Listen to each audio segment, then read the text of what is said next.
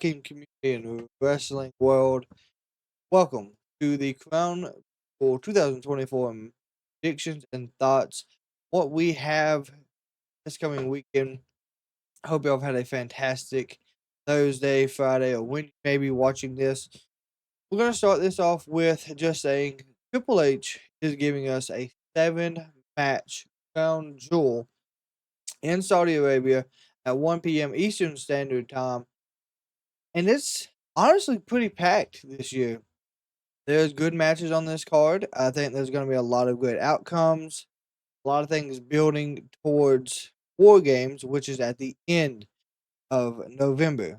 We're going to start this off with the fatal 4-way match between Jade, Cargill, and Bianca Belair versus Kairi Sane and Io Sky of Damage Control versus Lash Legend and Tara Jackson from NXT representing Meta 4, and then Chelsea Piper Niven. Now, these 4 tag teams have been going at it for at least the last 3.5 weeks.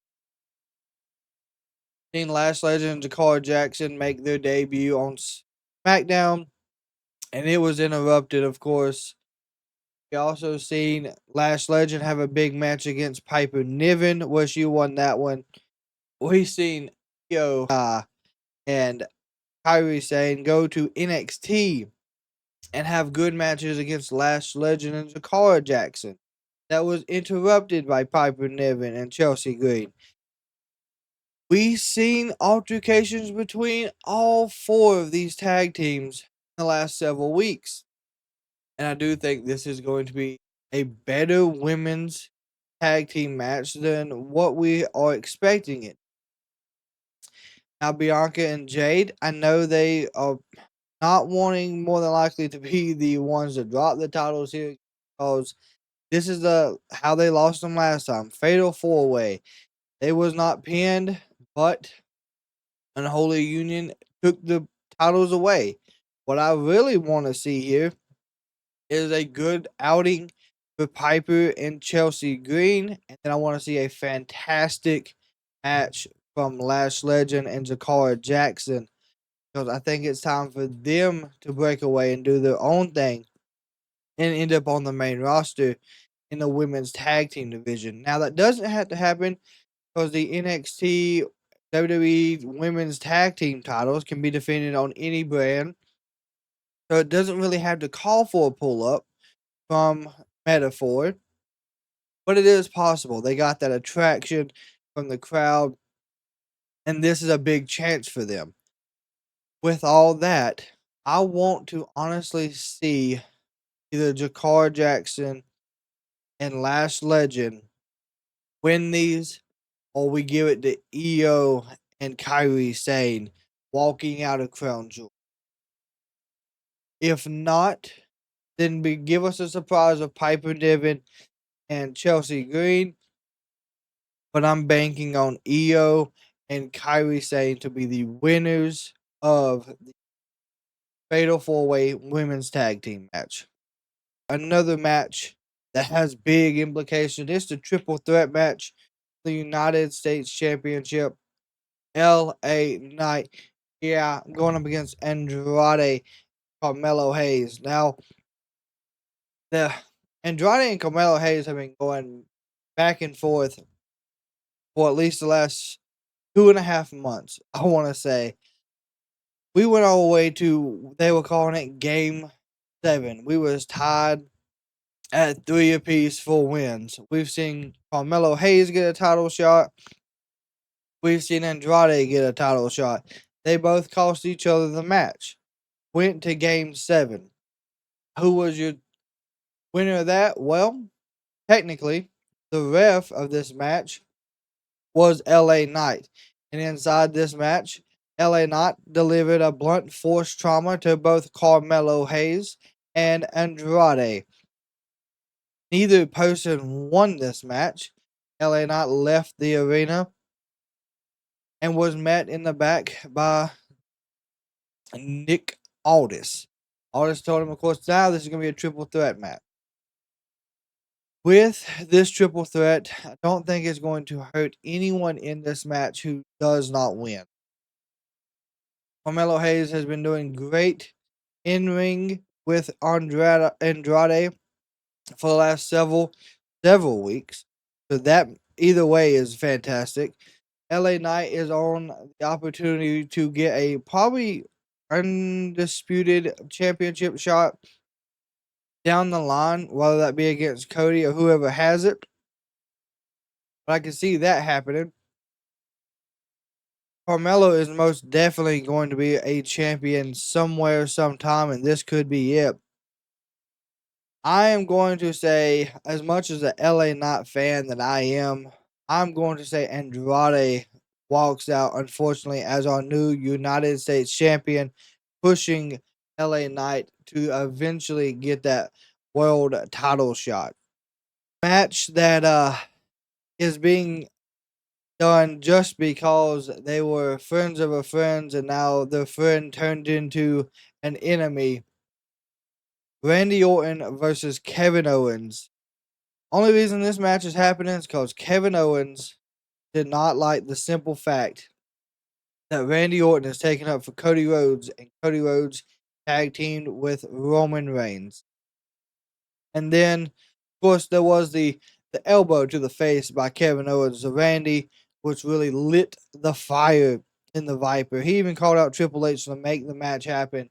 Now, I don't know the best option, honestly, because Kevin Owens, he does great as a heel. He doesn't need friends. We know this.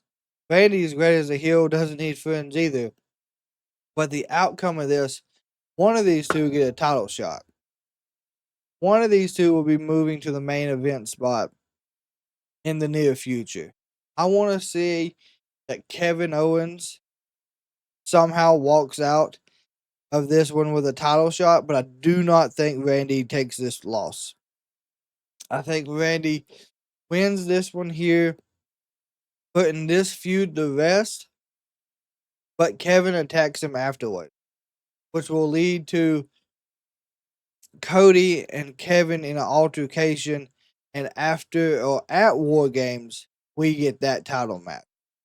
Randy Orton will win at Crown Jewel. Seth freaking Rollins has been a Kingslayer, a Beast Slayer, and now this coming Saturday, he has the opportunity to be a monster Slayer as he's going up against Big Bronson Reed. This match has had a lot building on it. If you all remember, Seth Rollins took 7 tsunamis, and it took him out of action for quite some time. He came back in the Monster versus Monster match, curb stomped Big Bronson Reed directly into some steel steps, and this feud got relit. Now, with all that being said, I'm not sure which outcome is going to be the ideal situation here. We're building Big Bronson Reed to be a unstoppable monster in WWE. And are we pushing this for a title shot? Is he going to go after the Intercontinental? Is he going to go after Gunther? And then you got Seth freaking Rollins on the other side of this that still hasn't really got a title back since he lost at WrestleMania. And is he just going to be pushing Big Bronson Reed to the mountaintop? Is Seth eyeing the opportunity to maybe win the Rumble to get his opportunity back? And is Big Bronson Reed going to get one after he takes out Seth Rollins? In my honest opinion, Big Bronson Reed needs to win this one to solidify that he is the monster in the WWE at this point by taking out Monster Slayer. I would like to see Seth win, but I really want to see them give Big Bronson Reed the push that they have been and continue with. Now to our first of 2 best championship versus championship match to crown the Crown Jewel champion. You have Liv Morgan versus Nia Jax. Now, this is all being built around champion versus champion. It is no more than that. It is no less than that. The only side of this that really matters is Liv Morgan has now officially took out Rhea Ripley, and she will be out of action for an extended time due to a optical fracture in her face. On the other side of this, you have Nia Jax, who has Tiffany Stratton as the Money in Bank winner. I think when you look at this match on paper and you actually deep dive what could have happened before that injury, I would have said Rhea cost Liv this match. But now you have Liv and Raquel, Nia and Tiffany. That's the two sides of this. I honestly am going to still believe Nia walks out as the Crown Jewel champion on the simple fact that Tiffany Stratton may have a cash in opportunity. But I think if Tiffany does cash in, she will fail and will not successfully win unless, unless they have Tiffany go to cash in, Raquel go to stop her, Nia take out Raquel, Rhea somehow, even with a broken face, take out Dom, and she take the title away from Liv, which will put Tiffany on Monday Night Raw, which is going to be okay. She could probably do it by herself now at this point. That will be setting up a Liv versus Rhea team at War Games. So Nia will be our Crown Jewel champion, and Liv possibility of getting cashed in on and losing the title. The Crown Jewel championship match will be Cody Rhodes versus Gunther for the Crown Jewel Championship. Now, this match is going to be a little different than the other match that they're having for this, just on the fact that there is more involved in. We have seen that Ludwig Kaiser has attacked Cody Rhodes, which is setting up a match between Cody and Randy on SmackDown prior to Crown Jewel. Cody and Randy versus Ludwig and Gunther. And then you had the opportunity for Gunther. He's still building on he's the main title holder. You're a secondary champion. Cody is still on the pushing point that he's the one that dethroned Roman. He's the undisputed WWE champion. So he's got all these accolades that he does have. But can he now conquer the ring general, Gunther? I think we're going to see a odd situation happen here. We're probably going to see Ludwig get involved. But I think we're also going to see some of the Bloodline come into play here. We may even see Kevin Owens get involved with this match. But I do think that Gunther is going to be the Crown Jewel champion in the champion versus champion match. This is going to be a very interesting match. I think there's going to be a lot of building in this one as well for War Games. But Gunther walks out as our Crown Jewel champion. Now, the match that was advertised after Monday Night Raw went off, that absolutely was a shock to a lot of people. You got Jimmy and Jay, the Usos, are teaming up with the OTC Roman Reigns to go up against Solo Sikoa, Jacob Fatu, either Tama Tonga or Tonga Loa. It does not state which one will be the third tag team partner in this. It is a 6-man tag. It is not a 3-on-4, as a lot of people had speculated. It is a 3-on-3. So this match has a lot of implication moving forward. I think we're going to see Halikio join in with the new Bloodline, which will give us our 5th member. You probably see another member join the OG Bloodline. Now, Zilla's been a lot of active talking about coming into the WWE when it's the right time. We've seen him wearing the OTC shirt. We now know that WWE has brought in ROW as a building ground for WWE future talent. We know that's where he's at. We've seen stuff about what he's wanting to do if the opportunity is there. So I don't think it's a bad idea. It is doable.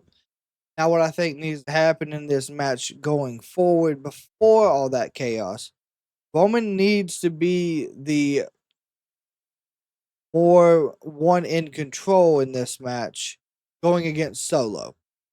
But we need to see the tag team work between Jay and Jimmy really show that they are doing Uso style tag team. And like Jay said, not going off of what Roman wants us to do. He said, we are not going to be controlled by Roman. We are going to be the Usos. I think that's going to be a huge point in this. Jay will be going more up against Jacob Fatu. That's going to be a big focal point for Jay in this one.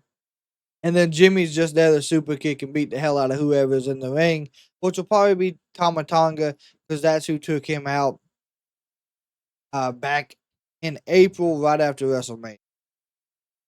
This match has a lot of building around it, has a lot of storytelling, the cinematic aspect of what we're building towards for War Games will all be started here. It will give us exactly 21 days to build the biggest Bloodline versus Bloodline War Games match you could possibly think of. But overall, I want to see Roman truly become the tribal chief and start pushing back that way. Possibly getting the Ulafala back. I do like the graphic. They're both wearing the Ulafala, so they're both the tribal chief of the respected, tribe. So that does have a lot of implication. It's more than a championship now. They don't care about that. Now it's more of who is the true tribal chief. And this match may solidify that. And War Games may cap it off and actually give us our true tribal chief. Jay's got a score to settle with Jacob on the simple fact he's the reason that title is gone. He's the reason he's no longer Intercontinental. There was just so much inside this. Deep down, I know that I want the OG Bloodline to come out and win this one with no issue. But I know that to build where we're going, the new Bloodline has to win. I don't care. I'm going OG Bloodline. We're going to put the ones to the sky. There's going to be yeeting. It's going to be wild come Crown Jewel. Give me OG Bloodline to win at Crown Jewel. And with that being said, that is our thoughts, our predictions, our future spoilers for Crown Jewel from Riyadh, Saudi Arabia, starting at 1 p.m. Eastern Standard Time. I hope you all had a fantastic day. Till Saturday, we will see you on